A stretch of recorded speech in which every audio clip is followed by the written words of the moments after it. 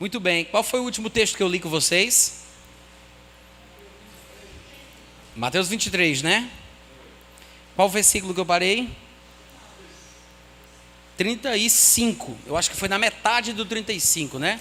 Jesus dizendo, ele diz, né? Vocês vão matar os profetas. No outro texto de outro evangelho, ele inclui aqui a palavra apóstolos. Ele fala sábios, escribas. A uns matareis, crucificareis, a outros açoitareis nas vossas sinagogas e perseguireis de cidade em cidade. Para que, 35, para que sobre vós recaia todo o sangue justo derramado sobre a terra, desde o sangue do justo Abel até o sangue de Zacarias, filho de Baraquias, a quem matastes entre o santuário e o altar. Existe uma pequena complicação aqui a respeito deste tal de Zacarias, porque quando se vai olhar nos textos do Antigo Testamento sobre Zacarias, que foi morto entre o santuário e o altar, a referência não é muito precisa. Alguns acreditam que pode ter sido um erro de um copista, que naquela época que não tinha imprensa, porque a imprensa foi inventada, se eu não me engano, em 1400 e alguma coisa, ou 1500 e alguma coisa. Nessa época, as cópias dos documentos eram feitas à mão. Então, um copista pegava o texto original e fazia uma cópia à mão, reproduzindo aquele documento. E há quem pense que um copista tenha tentado corrigir ou especificar de que Zacarias Jesus estaria falando, porque existiam muitos Zacarias dentro da sociedade judaica, inclusive até citados no Antigo Testamento, e aí acham que um copista colocou o filho de Baraquias, indicando um Zacarias errado, porque o Zacarias que foi morto dentro do templo tinha sido um chamado Zacarias filho de Joiada, que aparece em 2 Crônicas capítulo 24, versículo 20. De fato, o texto de Lucas, que fala sobre esse Zacarias, Lucas 11, 50, se eu não estiver enganado, ele não menciona a parte filho de Baraquias, dando a entender que pode ser que essa parte tenha sido realmente acrescentada por algum copista. O fato é que 2 Crônicas, dentro da ordem dos livros do Antigo Testamento, como a gente chama, de acordo com o cânon hebraico, né, que é a ordem dos livros sagrados do Antigo Testamento, que era a Bíblia dos judeus, 2 Crônicas era o último livro da Bíblia deles. O que Jesus está tentando dizer aqui, na verdade, é que desde o primeiro justo morto no primeiro livro, até o último justo morto no último livro, que no caso é Zacarias, desde Gênesis a 2 Crônicas, que seria mais ou menos o que para nós cristãos nós falamos de Gênesis a Apocalipse, é isso que Jesus está falando aqui, porque nos livros dos judeus, 2 Crônicas, que faz menção à morte de Zacarias, era o último livro do Antigo Testamento. Então Jesus está dizendo, todos os mortos, desde o primeiro livro até o último livro, do livro sagrado dos judeus, da Bíblia, do Antigo Testamento, todos estes homens que morreram, a morte destes justos cairá sobre os judeus, desde o justo Abel até Zacarias. E no versículo 36 ele diz, em verdade vos digo que todas estas coisas hão de vir sobre esta ou a presente geração. A palavra geração, ela pode significar um povo que vive em uma determinada época, em um mesmo tempo, a mesma geração, pode significar os descendentes de determinadas pessoas e pode significar um determinado povo, uma etnia. São os três significados possíveis para a palavra geração, de acordo com o contexto, é que a gente entende do que se trata. É possível que quando Jesus aqui se refere a esta geração, ou a presente geração, ele esteja se referindo ao povo judeu, e não ao povo que vivia na sua época, como também a palavra geração pode significar. Vocês entenderam o que eu falei? É possível que ele esteja se referindo aqui aos judeus.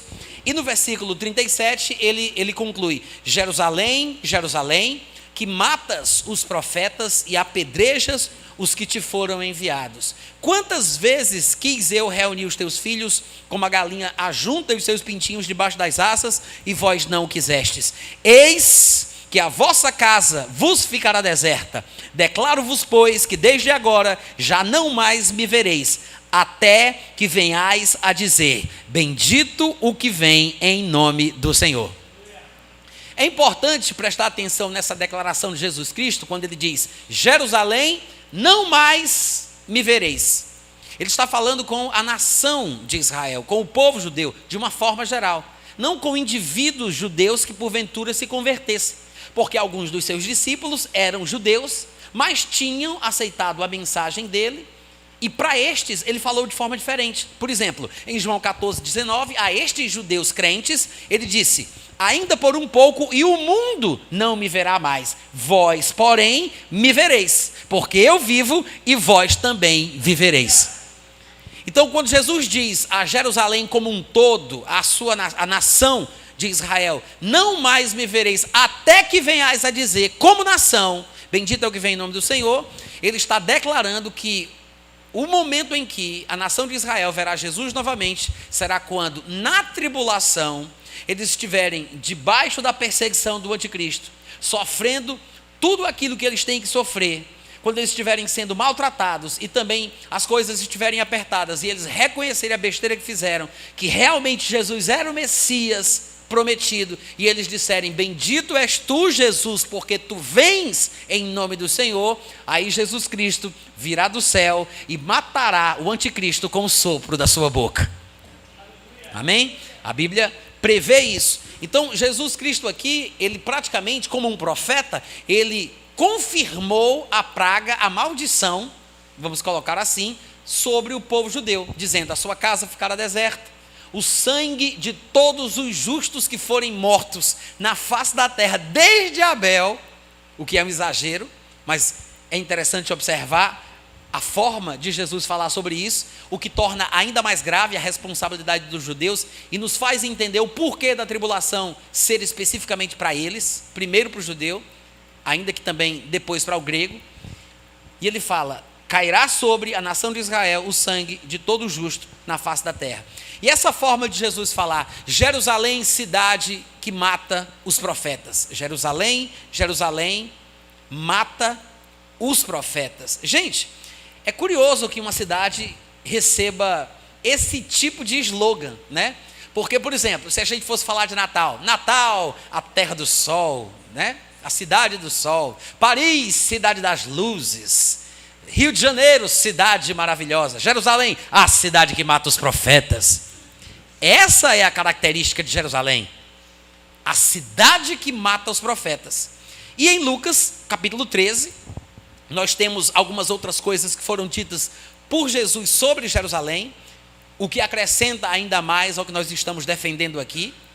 Ele diz: naquela mesma hora, Lucas 13, 31, naquela mesma hora alguns fariseus vieram para dizer-lhe: retira-te e vai-te daqui, porque Herodes quer matar-te, falando com Jesus. Aí Jesus disse no versículo 32, ide dizer a essa raposa que hoje e amanhã eu expulso demônios e curo enfermos, e no terceiro dia eu termino a minha obra.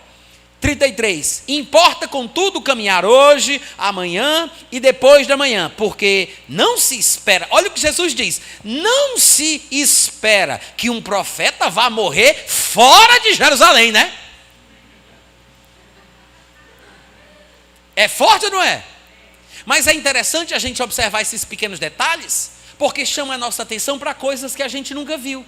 Ou seja, parece que as escrituras o tempo inteiro apontam que o lugar onde o profeta morre é Jerusalém.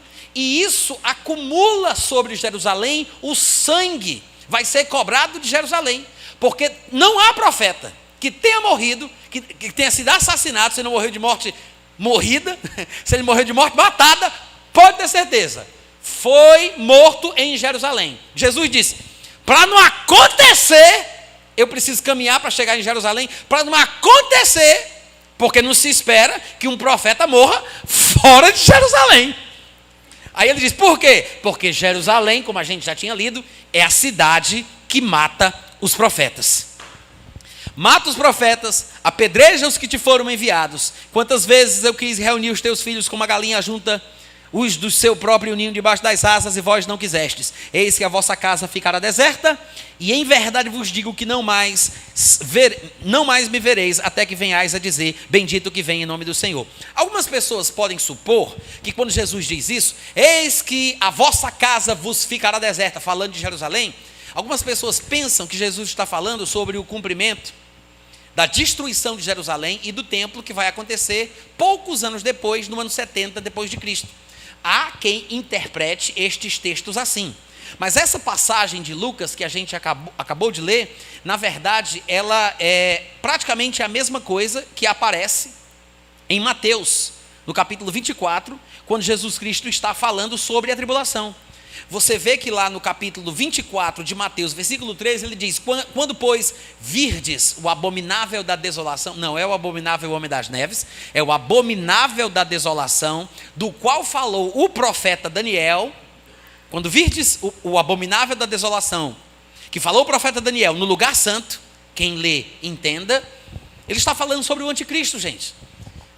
E Daniel, em suas profecias precisas, de Daniel 9, 10, 11, ele fala bastante coisa a respeito do anticristo, do tempo do fim, da tribulação.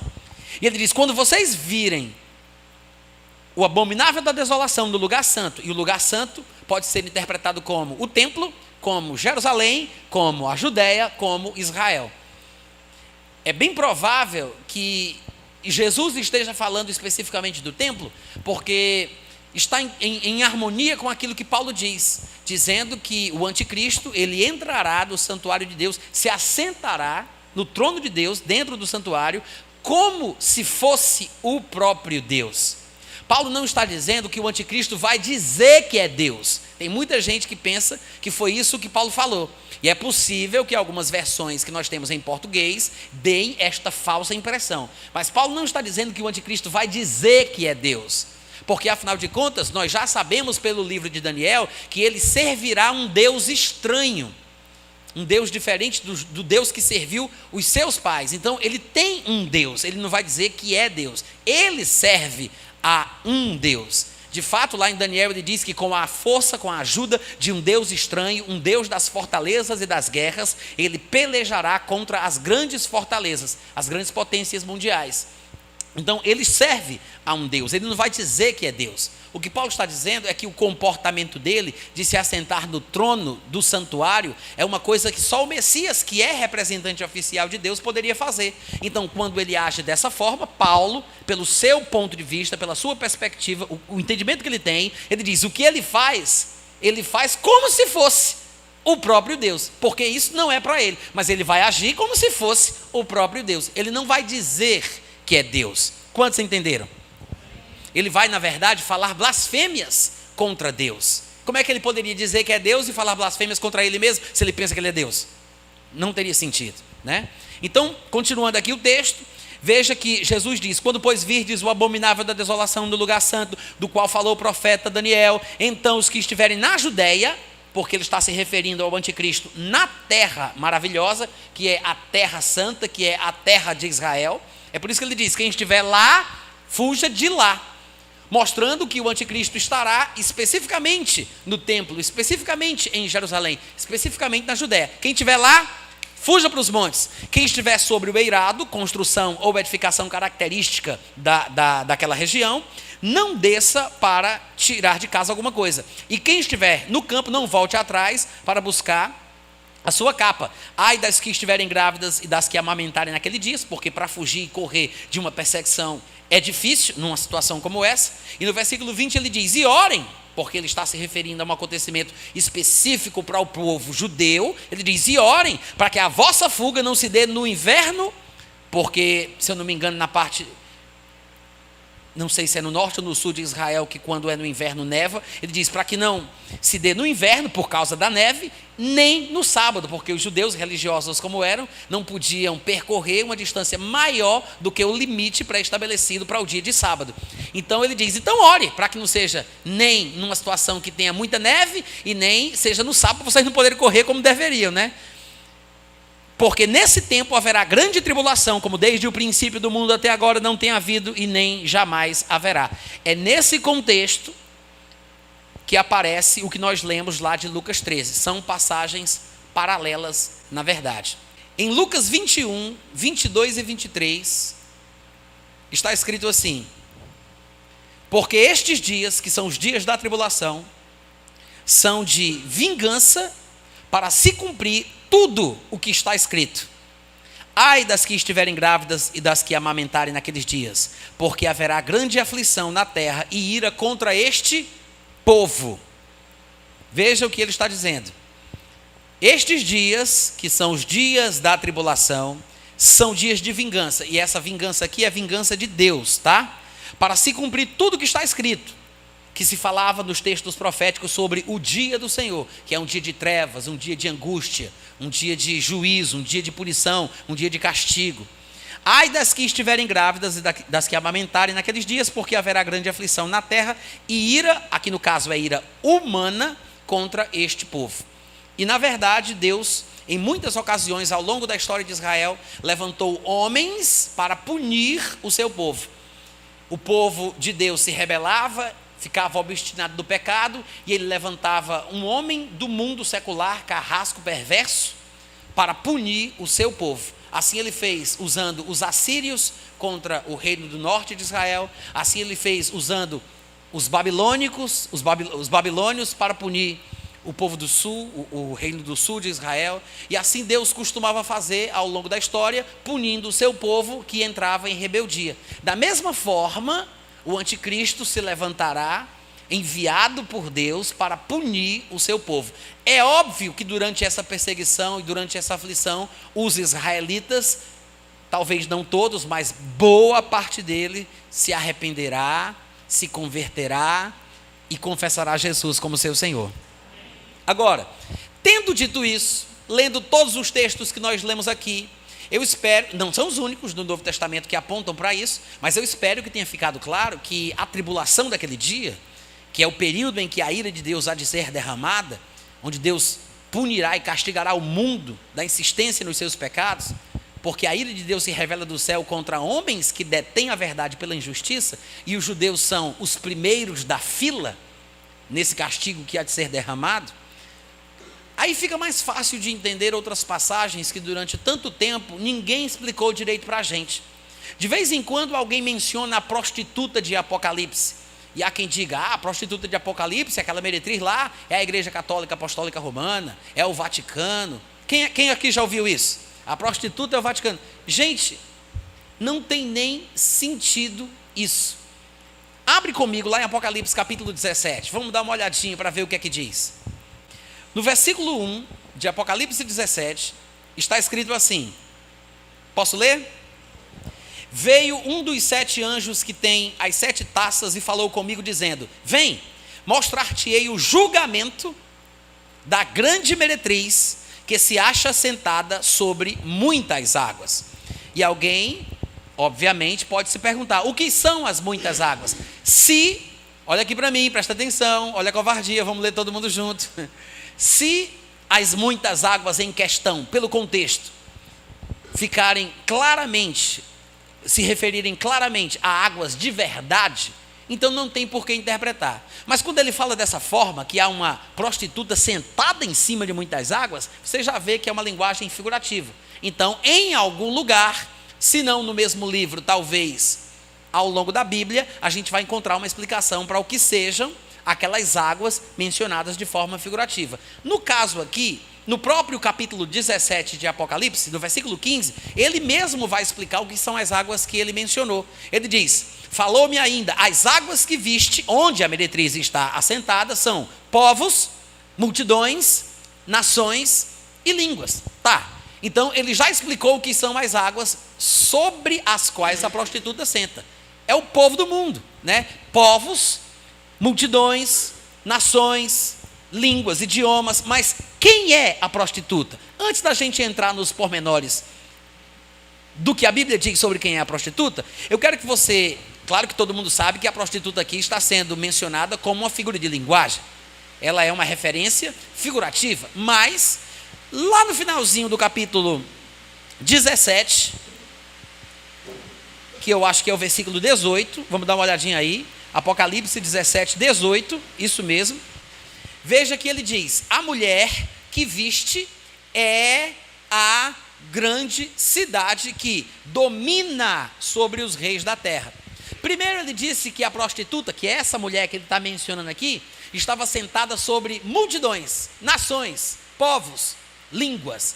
Agora, não só ela tem controle sobre, ou está sobre muitos povos, mas diz também que ela, porque ela é a cidade, domina sobre os reis da terra. Veja que ele não está falando sobre uma cidade sobre a qual os reis da terra dominam, mas ele está falando de uma cidade que domina sobre os reis da terra. O que significa isso? Esta cidade é objeto de cobiça dos poderosos, dos governantes, dos reis que já passaram pela terra. Então não são os reis que governam a cidade, é a cidade que é objeto de desejo no coração dos reis. Ela é que domina sobre os povos, as tribos, as nações, as línguas, as multidões, inclusive sobre os reis. Mas quando ele diz que a prostituta, que é essa mulher que foi vista, é a, com artigo definido, a grande cidade, isso tem que ter um significado no contexto bíblico. Ele não pode estar falando de Nova York, né, que é uma grande cidade. Ele não pode estar falando do Rio de Janeiro, que é uma grande cidade. Ele está falando a grande cidade. E aí alguém vai dizer assim: ah, mas deve ser Roma, porque só pode ser Roma. Aí as pessoas dizem: é Roma por causa dos versículos 5 e 6 de Apocalipse 17. Vamos dar uma olhadinha lá então?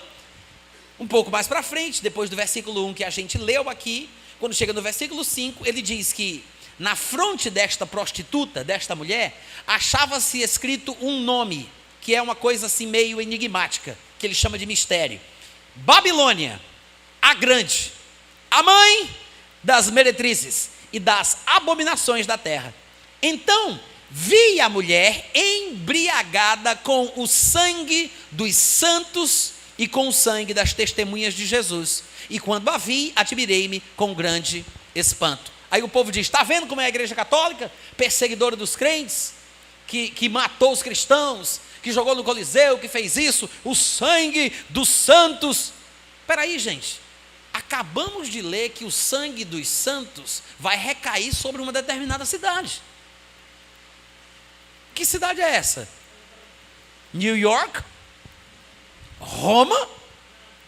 Meca, que causa o terrorismo e que espalha muçulmanos para matar gente por todo. Jerusalém, segundo Jesus, Jerusalém é a cidade sobre a qual vai cair o sangue de todo justo que morreu na terra, desde Abel. Desde Abel. Então por que ele estaria falando aqui sobre Roma? Por causa do que aconteceu na época da Igreja Católica Apostólica Romana. E algumas pessoas dizem: ah, Natan, mas não é Roma que está sobre 7 colinas, como o próprio texto de Apocalipse 17, no versículo 9, vai dizer? Outra interpretação equivocada. Se você observar, o que está escrito lá é o seguinte: Apocalipse 17, versículo 9. Aqui está o sentido que tem sabedoria. As 7 cabeças são 7, porque a mulher estava sentada sobre um animal que tinha 7 cabeças, né? E aqui ele vai explicar sobre esse animal, que é chamado de besta na Bíblia. Animal, fera, besta, são apenas termos sinônimos. E ele diz: aqui está o sentido que tem sabedoria. As 7 cabeças deste animal são 7 montes nos quais a mulher está sentada. Ou seja, a mulher montava um animal, e esse animal tinha 7 cabeças, que segundo o texto, na verdade, são 7 montes. Aí o pessoal pensa: bom, já que a mulher é a cidade, como ele vai dizer no último versículo do capítulo, e a cidade está sobre 7 montes, aí eles dizem: só pode ser Roma, porque Roma foi construída sobre 7 montes. Espera aí, mas o resto do texto explica mais. São também 7 reis, o que significa que, provavelmente, monte aqui está sendo usado de forma figurativa, e não de forma literal, até porque ele vai dizer: dos quais já caíram 5. E não existe 5 montes em Roma que tenham tombado ou que tenham caído. Ele não poderia estar falando de montes literais, pelo menos não dos montes de Roma. Amém, gente? Agora, no Oriente Médio, tanto entre o povo judeu como entre o povo como entre o povo muçulmano, os ismaelitas, descendentes de Ismael, eles costumavam usar a palavra monte de forma figurativa para se referir a governos, reinos e potências do mundo antigo. É por isso, por exemplo, quando a Bíblia fala da visão que Daniel teve, que ele fala de reinos que se sucederam, desculpa, não é Daniel que teve a visão, Nabucodonosor teve a visão de uma grande estátua, e Daniel vai explicar para ele que são reinos que vão se suceder. Quando chega no final, ele diz que uma pedra que cai do céu, como se não tivesse sido cortada por mãos, atinge os pés da estátua e destrói a estátua inteira, e aquela pedra que cai do céu, ela se transforma em pó e enche toda a terra, se transformando num grande monte. O texto diz isso. E nós sabemos claramente que a pedra que vai se transformar no grande monte, na verdade é a volta de Cristo, que vai reinar por 1000 anos por sobre a terra. O grande monte no qual a pedra se transforma é, na verdade, o grande reino milenar de Cristo Jesus. Porque monte é uma palavra usada nos costumes dos orientais, de forma figurativa, para se referir a reinos, governos e assim por diante. Vocês entenderam?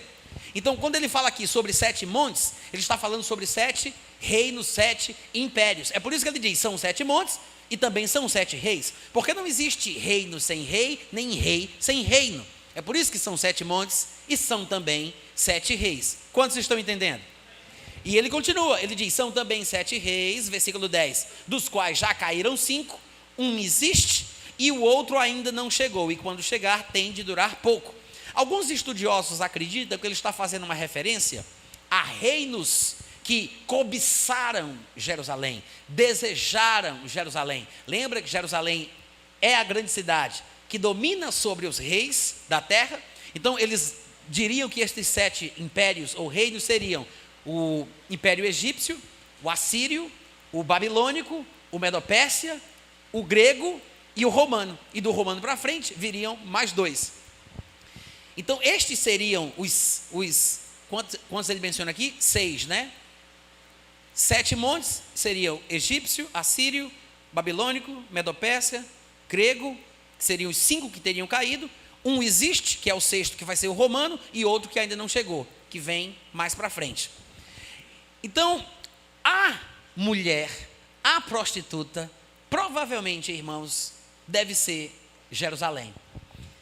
Se você vai olhar a indumentária, a roupa que a mulher veste, que ele descreve, que ele fala sobre roupa púrpura, ele fala sobre pedras preciosas, fala de pérolas, e fala inclusive sobre uma coisa que é colocada em sua testa, é a mesma vestimenta de um sumo sacerdote, com as mesmas cores, com os mesmos detalhes, com os mesmos ornamentos, o mesmo adorno do sumo sacerdote são as roupas que a prostituta veste. A diferença é que, no caso da prostituta, na testa, em vez dela ter o que o sacerdote tinha, porque o sacerdote também tinha um filactério em sua testa com uma frase escrita, santidade ao Senhor, no caso aqui estava escrito, a mãe das meretrizes da terra.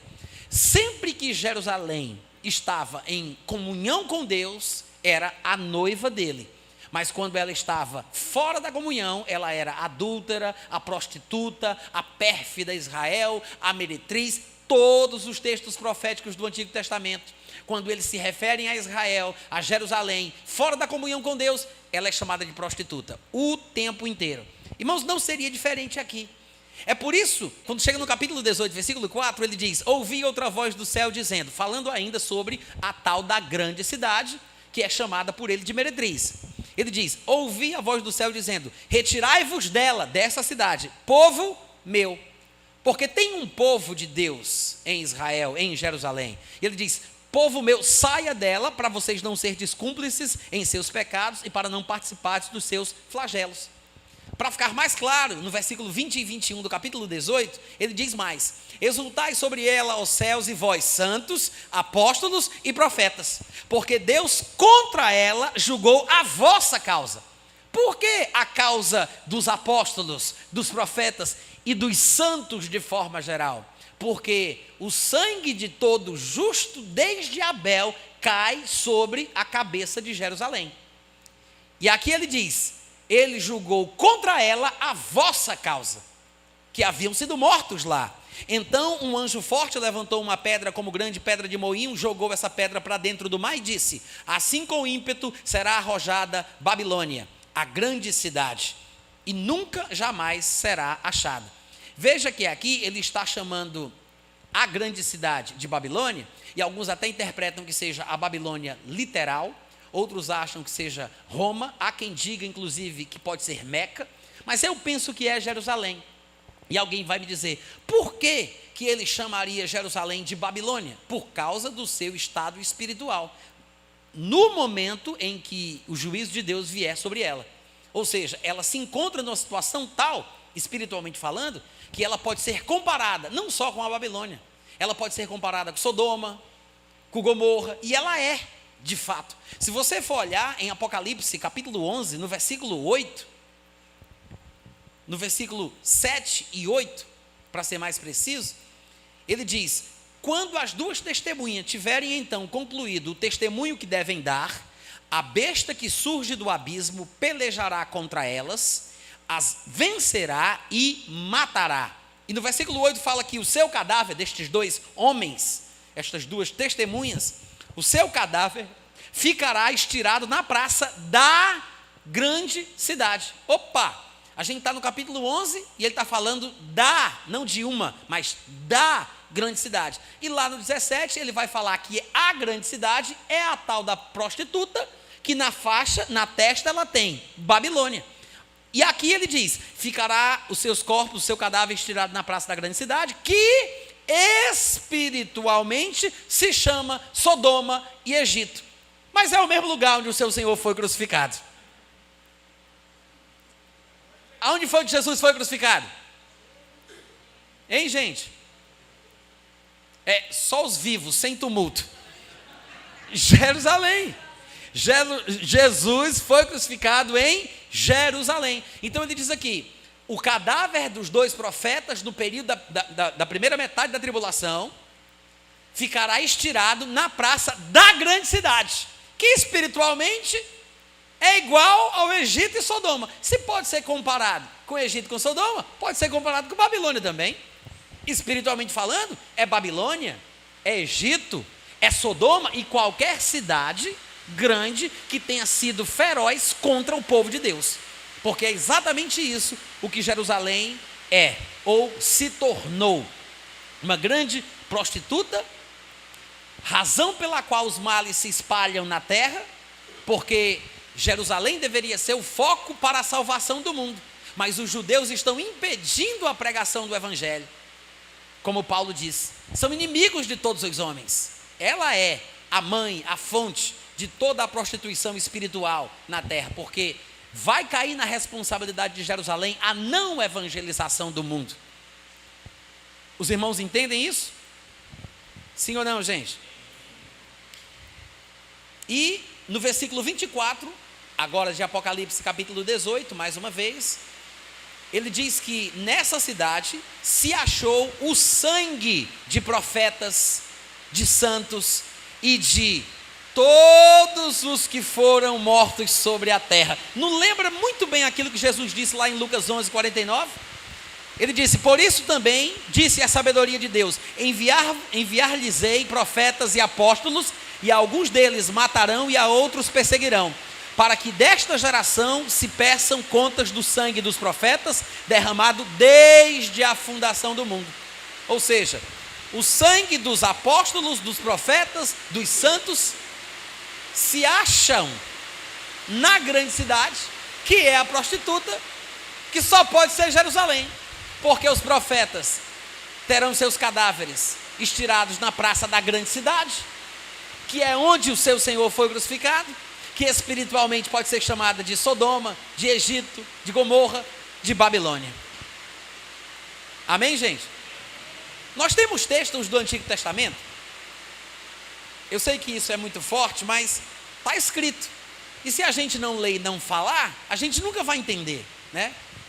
A relação que há entre a tribulação, o juízo de Deus e o povo de Israel.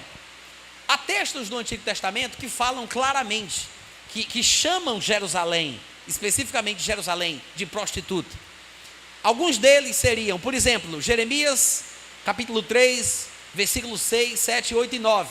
Ele diz: disse mais o Senhor nos dias do rei Josias: viste o que fez a pérfida Israel? Foi a todo monte alto e debaixo de toda árvore frondosa e se deu ali a toda a prostituição. E depois de ela ter feito tudo isso, eu pensei que ela voltaria para mim, mas não voltou. A sua pérfida irmã, Judá, viu isto. Quando por causa de tudo isso, por ter cometido adultério, eu despedi a pérfida Israel, ele está falando sobre o reino do norte e o reino do sul, porque houve uma divisão depois da morte de Salomão. e o reino do norte tinha a sua capital Samaria, e o reino do sul tinha a sua capital Jerusalém. E ele está falando aqui sobre o comportamento errado, tanto do reino do norte como do reino do sul. Ele chama de Israel o reino do norte, ele chama de Judá o reino do sul. Ele diz: quando por causa de tudo isso, por ter cometido adultério, eu despedi a pérfida Israel e lhe dei carta de divórcio, vi que a falsa Judá, onde estava Jerusalém, sua irmã, não temeu, mas ela mesma se foi e se deu à prostituição. Sucedeu que pelo ruidoso da sua prostituição, poluiu ela a terra, porque adulterou adorando pedras e árvores. Ou seja, em vez de adorar o único Deus e verdadeiro, o Deus de Israel, em vez de adorar ao Deus verdadeiro, eles se prostituíram, adulteraram. É por isso que essas palavras são usadas em relação a Israel, em relação a Jerusalém.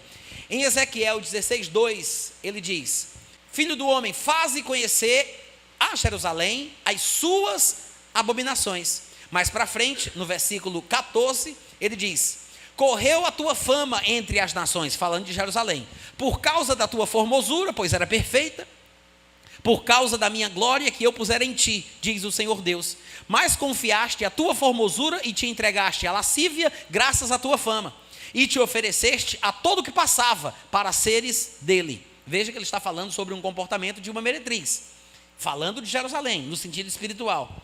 Tomaste dos teus vestidos e fizeste lugares altos adornados de diversas cores, nos quais te prostituíste. Tais coisas nunca se deram e jamais se darão. E no versículo 30, ainda do capítulo 16 de Ezequiel, ele diz: quão fraco é o teu coração, ó Jerusalém, diz o Senhor Deus, fazendo tu todas estas coisas só próprias de meretriz descarada. Veja que era muito comum Jerusalém ser tratada ou chamada profeticamente de meretriz. Irmãos, por qual razão o padrão iria mudar? Quando a Jerusalém é santa, é a noiva de Cristo, a noiva do Messias. Quando ela está fora do padrão de Deus, ela é pérfida, ela é imoral, é adúltera, é meretriz. Nós temos passagens que mostram a cidade santa, como é chamada, de noiva do Cordeiro. Em Apocalipse mesmo, no capítulo 21, no versículo 2, ele diz: eu vi também a cidade santa, mas não é essa Jerusalém que no livro de Apocalipse é apresentada como meretriz. Ele fala, é a nova Jerusalém. Amém, gente? Ele diz: eu vi a cidade santa. A Jerusalém, não a velha, é a nova. Porque a velha está numa situação deplorável. Ele diz: a nova Jerusalém, que descia do céu, da parte de Deus, ataviada como noiva. Veja a oposição, né, entre meretriz e noiva. A Jerusalém, a grande cidade que está na terra, e a nova Jerusalém, a cidade que vem do céu, adornada para o seu esposo. E no versículo 9 do capítulo 21, ele diz: então veio um dos 7 anjos que tem as 7 taças cheias dos últimos 7 flagelos, e falou comigo dizendo: vem, mostrar-te-ei a noiva, a esposa do Cordeiro. E me transportou em espírito até a uma grande e elevada montanha, e me mostrou a santa cidade. Claro que ele está falando sobre a Jerusalém que desce do céu. Ele diz: te mostrarei a santa cidade, Jerusalém, que descia do céu da parte de Deus. Amém, gente? É o contraste entre a velha Jerusalém, corrompida, poluída, adúltera, prostituta, razão das abominações e da poluição espiritual da terra, que espiritualmente em seu estado na época da tribulação pode ser comparada ao Egito, a Sodoma e a Babilônia. E a nova Jerusalém, que é uma cidade santa, que desce do céu e é noiva do Cordeiro. Amém, gente? Então veja, com isso a gente tem que entender que a tribulação, ela mais especificamente é destinada a Israel. Claro que os gentios vão participar, porque a tribulação, a ira, ela vem primeiro para o judeu, mas também para o grego. Mas o epicentro onde o anticristo dominará, e se nós tivermos tempo aqui amanhã a gente vai falar sobre isso, nós vamos tentar desmistificar a ideia de que o anticristo dominará o mundo inteiro. Isso não parece ter base bíblica para se afirmar, mas o anticristo dominará uma determinada região. O império do anticristo será bem semelhante aos impérios profeticamente mencionados anteriores ou antecessores a ele. Na estátua de Nabucodonosor existiram alguns impérios, babilônico, Medo-Pérsia, o grego, e depois são os únicos mencionados pelo nome no livro de Daniel, e depois chega o império na parte das pernas, que as pessoas equivocadamente, no meu ponto de vista, acharam que fosse o Império Romano. Alguns até tentaram associar as duas pernas ao Império Romano do Ocidente e ao Império Romano do Oriente, mas se esqueceram de mencionar que o Império Romano do Ocidente durou apenas 476 anos, e o Império Romano do Oriente durou 1000 anos, então se fossem as duas pernas, a gente tinha que dizer que essa estátua devia ter sido Cotó, né? Mas as pessoas não percebem esse detalhe, e a divisão em dois, nas melhores versões da Bíblia que nós temos em português, ela não começa nas pernas, para as pessoas justificarem que seria o Império Romano do Oriente e o Império Romano do Ocidente. A divisão em dois, na estátua de Nabucodonosor, ela começa nos quadris, tanto é que na versão atualizada diz, os quadris no plural, dando a ideia de dois, era de bronze. Outras versões, mais corretas em sua tradução, dizem que na verdade a parte de bronze ia desde a cintura até as coxas. Vocês podem depois conferir e vocês vão ver. O que é melhor para se entender que a divisão em dois não começa no Império Romano, por isso o Império Romano não poderia ser a parte das pernas de ferro, mas a divisão em dois começa no Império Grego, que é nominalmente citado pela Bíblia. Então, qualquer império que tenha vindo depois do Império Grego, que foi uma extensão da divisão grega em dois, este deve ser o império que é representado pela parte das pernas. Porque o Império Grego de Alexandre Magno, Alexandre o Grande, ele se espalhou por toda a terra, mas Alexandre morreu muito novo. E houve uma guerra entre os seus generais, se não me engano, dos 4 principais, eu não vou saber dizer o nome talvez, mas eram Cassandro, Lisímaco, Antíoco e Ptolomeu. Esses 4 generais brigaram entre si, morrendo 2 deles e sobrando apenas Seleucida. Antíoco é apenas um dos descendentes de Seleucida. Seleucida e Ptolomeu. Eram Seleucida, Ptolomeu, Lisímaco e Cassandro. Morreram todos, sobraram apenas Seleucida ao norte e Cassandro e Ptolomeu ao sul. Ou seja, o reino do norte e o reino do sul, mencionado por Daniel em sua profecia.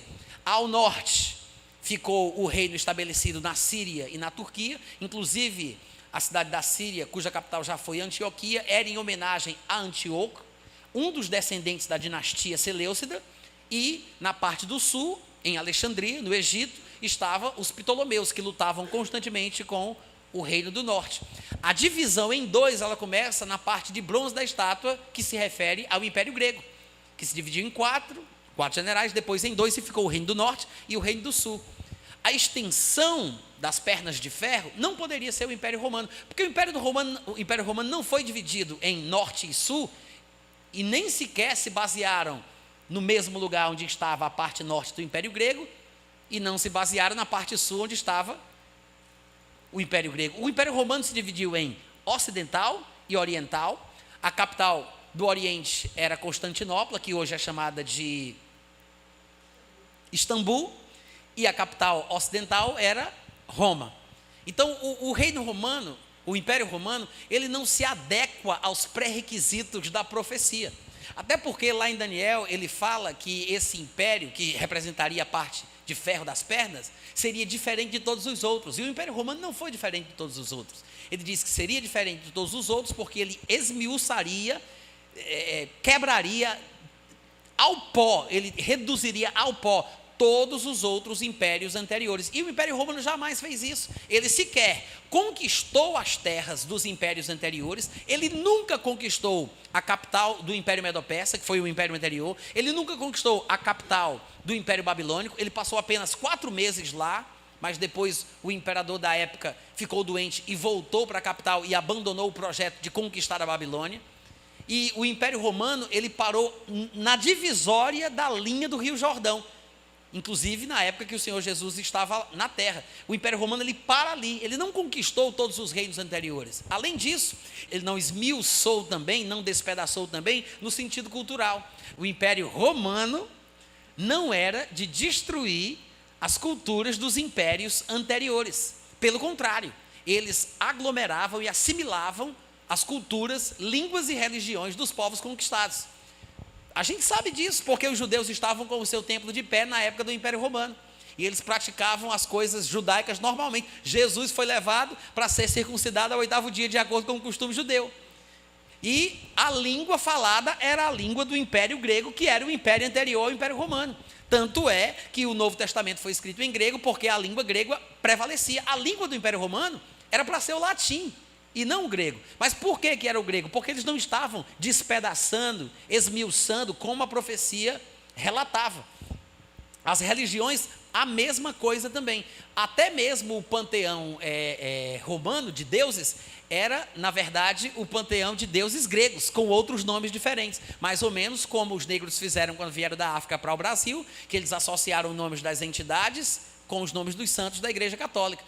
Mais ou menos a mesma coisa o Império Romano fez, chamando cada um de um nome diferente. Netuno, Poseidon, Vênus, Afrodite e assim por diante. Eles não destruíam, eles não esmiuçavam os outros impérios, as nações conquistadas. Eles construíam infraestrutura, estradas e tentavam estabelecer uma harmonia.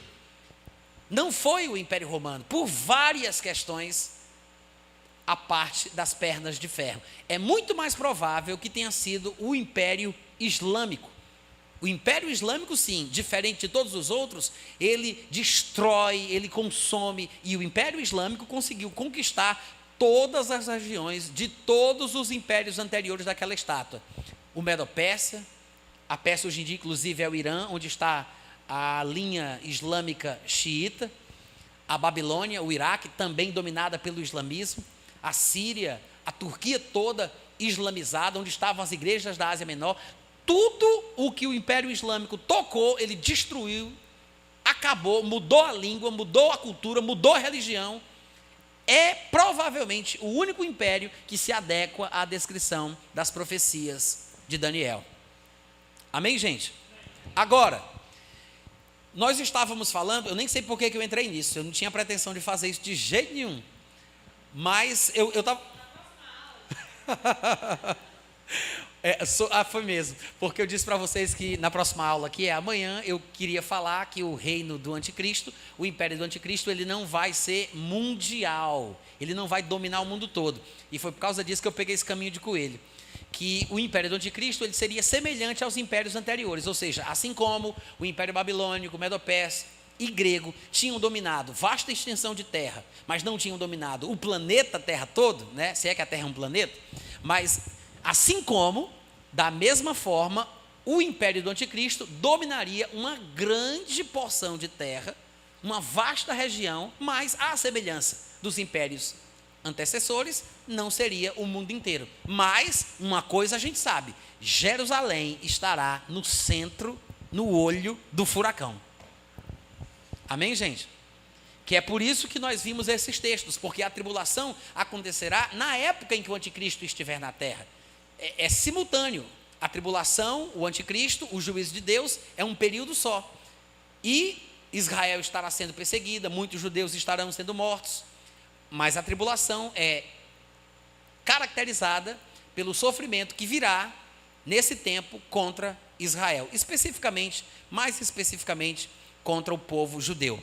É por isso, por exemplo, que em Jeremias capítulo 30, versículo 7, ele diz: ah, que grande é aquele dia, falando sobre o que é chamado de o dia do Senhor, que é um sinônimo para a tribulação. Ele diz: ah, que grande é aquele dia, e não há outro semelhante, é tempo de angústia para Jacó. Jacó aqui está sendo usado por meio de figura de linguagem para representar a nação de Israel, porque ele é um dos patriarcas do povo judeu. Então ele diz que este tempo é tempo de angústia para Jacó. É a angústia, a tribulação que o povo judeu vai experimentar. E ele diz, porém, ele será livre dela. Ou seja, os judeus experimentarão uma grande tribulação como nunca houve na face da terra, nem jamais haverá, mas no final das contas o povo judeu acabará sendo salvo. Em Daniel capítulo 9, versículo 24, ele diz, 70 semanas estão determinadas sobre, isso aqui é o anjo explicando para Daniel sobre as 70 semanas de Daniel, como ficaram conhecidas. E ele diz, 70 semanas estão determinadas, Daniel, sobre o teu povo. Infelizmente, alguns pós-tribulacionistas não entendem a expressão bíblica teu povo quando o anjo fala com Daniel, porque ele está falando especificamente sobre o povo hebreu. E aí o pessoal pensa que isso significa que o povo de Daniel é o povo espiritual, o povo de Deus, que é a igreja. E por falta de entendimento desta questão, o povo lê essa passagem e pensa que ele está dizendo que a tribulação é para a igreja. Mas é muito específico. E você vê que com essa explicação que nós demos aqui, do começo até o fim, falando sobre esta maldição que foi colocada sobre os judeus, que o sangue de todo justo que já morreu na terra vai ser cobrado da nação de Israel, e que Apocalipse chama Jerusalém de a grande prostituta, e assim por diante, fica fácil de entender o porquê que essa tribulação está destinada ao povo judeu. Ele diz, 70 semanas estão determinadas sobre o teu povo e sobre a tua santa cidade, que no caso aqui é Jerusalém, para fazer cessar a transgressão, para dar fim aos pecados e para expiar a iniquidade, para trazer a justiça eterna, para selar a visão e a profecia e para ungir o santo dos santos. E no capítulo 12, do versículo 1, Daniel também diz, nesse tempo se levantará Miguel, o grande príncipe, o defensor dos filhos do teu povo, que é o povo judeu, o povo hebreu, e haverá tempo de angústia. Nós já vimos que lá em Jeremias 37 diz que é o tempo de angústia para Jacó. Aí ele fala, e haverá tempo de angústia, qual nunca houve, desde que houve nação até aquele tempo. Veja que essa expressão, tempo de angústia, qual nunca houve, desde que há nação até aquele tempo, é muito semelhante a fala de Jesus Cristo em Mateus 24, quando ele se refere ao período da tribulação. Quando ele diz, em Mateus 24, ele diz, nesse tempo haverá grande tribulação, como desde o princípio do mundo até agora não tem havido e nem jamais haverá. É muito semelhante à expressão que a gente acabou de ler em Daniel capítulo 12, quando o anjo muito claramente fala sobre um tempo de angústia para os israelitas, para o povo judeu. Ele diz, nesse tempo se levantará Miguel, o grande príncipe, o defensor dos filhos do teu povo, dos israelitas, e haverá tempo de angústia, que é o tempo de angústia para Jacó, qual nunca houve desde que houve nação até aquele tempo. E como Jesus diria, e nunca jamais haverá. Grande tribulação, qual nunca houve e nunca jamais haverá. Falando sobre o acontecimento do juízo sobre Israel. Mas naquele tempo será salvo o teu povo, todo aquele que for achado inscrito no livro. E no versículo 7 do capítulo 12, ele diz mais, ouvi o homem vestido de linho que estava sobre as águas do rio, quando levantou a mão direita e a esquerda ao céu e jurou por aquele que vive eternamente, que isso seria depois de um tempo, 2 tempos e metade de um tempo, que provavelmente seja uma alusão aos 3 anos e meio da tribulação, da grande tribulação. E quando se acabar a destruição do poder do povo santo, eleitos, escolhidos, sempre são referências aos israelitas. Claro que agora, depois que Jesus Cristo veio e ele deixou disponível a salvação para todos os homens, todos aqueles que creem fazem parte do povo eleito de Deus. Mas essa expressão, povo de Deus, povo santo, eleitos, escolhidos, ainda é usada no Novo Testamento, inclusive por Paulo, para se referir à nação de Israel pagã, ou seja, à nação de Israel que não recebeu Jesus. Então não se confunda quando esta expressão aparecer. Dependendo do seu contexto, é que você vai discernir se está se referindo à igreja formada por judeus convertidos e gentios nascidos de novo, ou está se referindo à nação de Israel. Aqui está muito claro, ele está falando sobre os israelitas, a igreja ainda não existia. Ele diz: e quando se acabar a destruição do poder do povo santo, estas coisas todas se cumprirão. Em outras palavras, a tribulação vai quebrar o coração dos judeus, como um vaso que vai ser quebrado para ser refeito. Essa tribulação, ela vai destruir o poder do povo de Israel, vai quebrar o seu coração, eles vão se humilhar e finalmente vão reconhecer a Jesus. E como Jesus disse, a nação de Israel jamais o verá novamente, até que venha a dizer: bendito o que vem em nome do Senhor.